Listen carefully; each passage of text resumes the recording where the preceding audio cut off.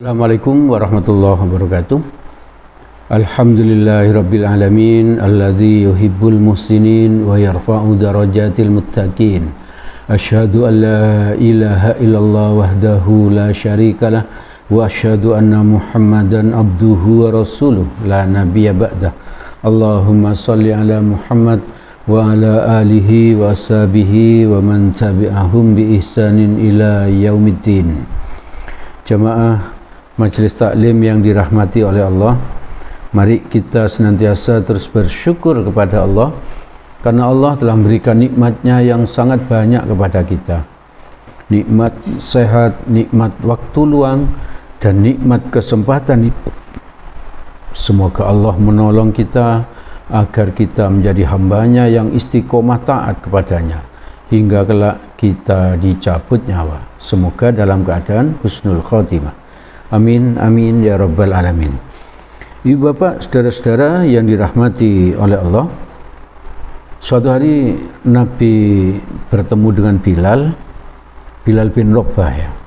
Bilal bin Rabah itu tadinya seorang budak ya, berkulit hitam legam, lalu dibebaskan oleh Abu Bakar dan akhirnya menjadi muadzinnya Nabi di Masjid Nabawi. Orang yang sangat rajin ke masjid ya, bahkan menjadi muadzin ya, Nabi bertanya kepada Bilal, "Wahai Bilal, ceritakan kepadaku tentang amalan yang kamu kerjakan, karena aku mendengar terompahmu, sandalmu ada di surga." Wah, luar biasa ini. Itu artinya apa? Artinya Umar itu Bilal itu masih hidup, tapi dia sudah pasti masuk surga. Kenapa kok luar biasa? Nah, kalau orang itu masih hidup, berarti orang itu masih punya peluang untuk menambah pahala, juga punya peluang untuk menambah dosa ya. Bahkan punya peluang untuk kafir kalau dia masih hidup. Tapi ini Nabi sudah menjamin, sudah memastikan bahwa Bilal itu pasti masuk surga. Makanya saya bilang tadi ini sesuatu yang luar biasa. Maka Nabi bertanya kepada Bilal, minta diceritakan apa amalan yang dilakukan Bilal sehingga Bilal pasti masuk surga. Apa yang disampaikan Nabi itu kan berupa wahyu ya, diberitahu oleh Allah. Maka Bilal berkata, tidak ada amalan yang paling aku jaga ya. Tidak ada amalan yang paling aku jaga kecuali, katanya Bilal, aku berusaha untuk selalu dawam wudu. Itu. Jadi satu yang dilakukan Bilal ya. Lainnya ya Bilal itu sholat, Bilal itu apa? Bilal itu ke masjid, Bilal itu haji, Bilal itu umroh gitu. Bilal itu bersedekah walaupun sedikit karena Bilal termasuk orang yang miskin.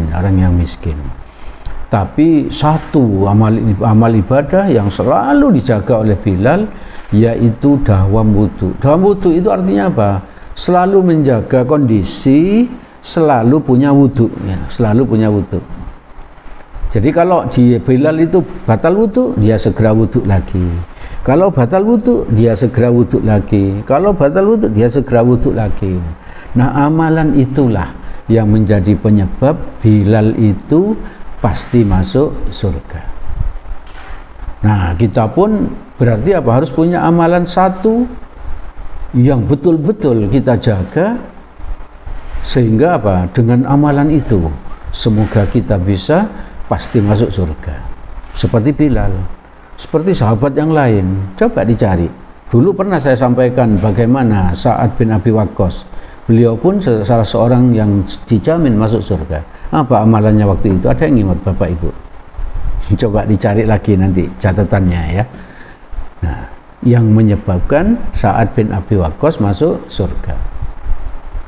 Banyak lagi ya amalan-amalan para sahabat itu yang bisa membuat mereka dijamin masuk surga. Ini salah satunya Bilal ya.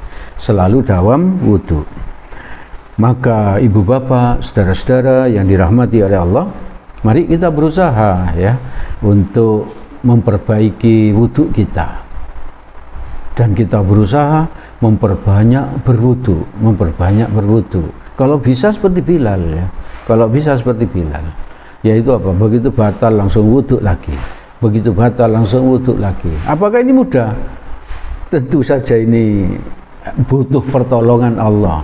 Saya bilang sulit, tapi kalau Allah menolong pasti bisa, ya pasti bisa. Tapi saya pernah nyoba dan tidak tahan. Karena apa? Karena pas tiduran gitu terus apa? Batal wudu, kita wudu lagi. Itu agak sulit bagi saya terutama ya.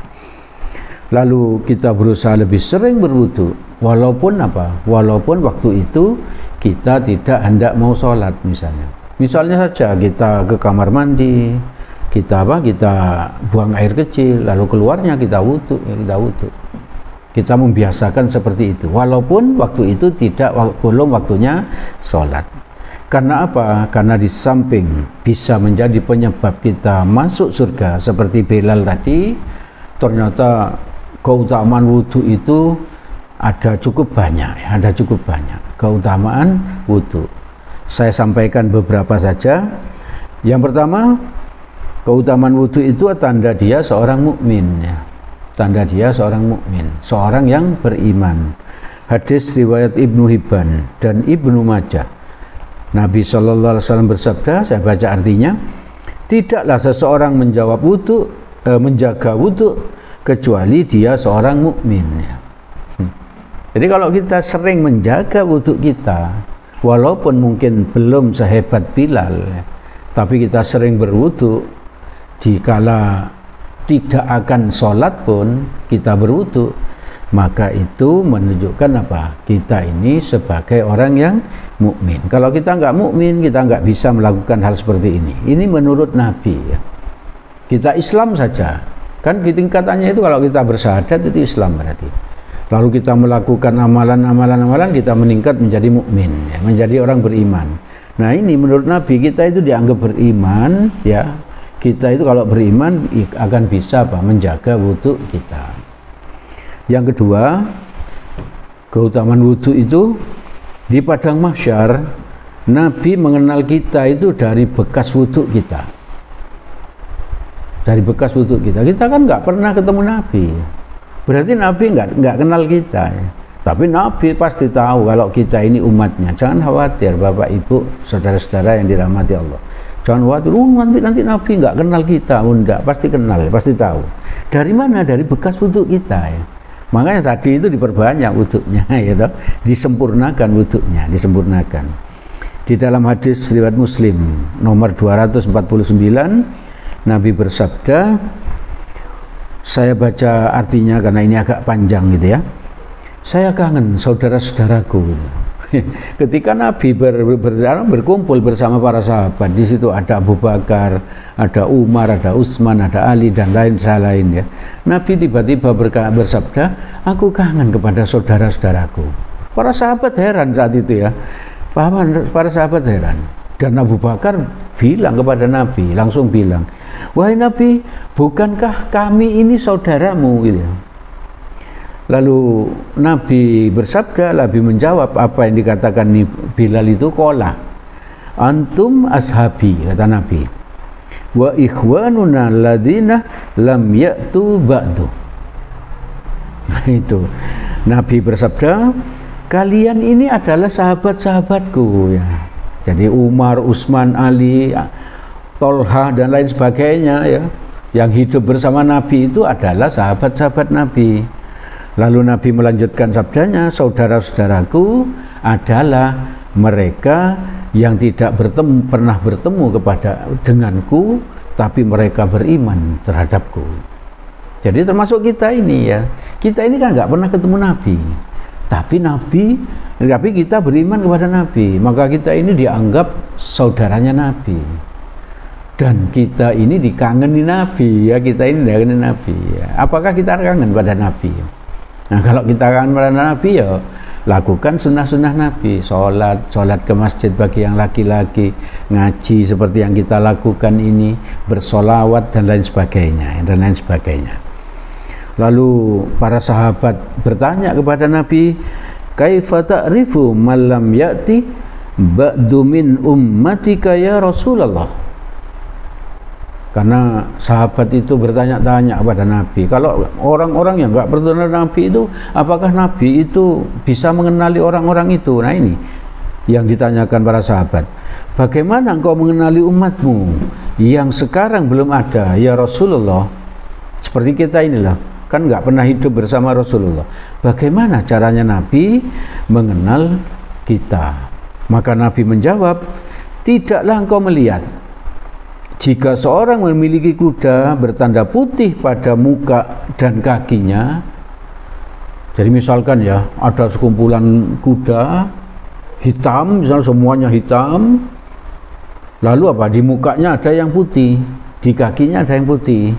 Lalu Nabi melanjutkan, apakah kamu bisa mengenali kuda-kuda yang ada putihnya tadi?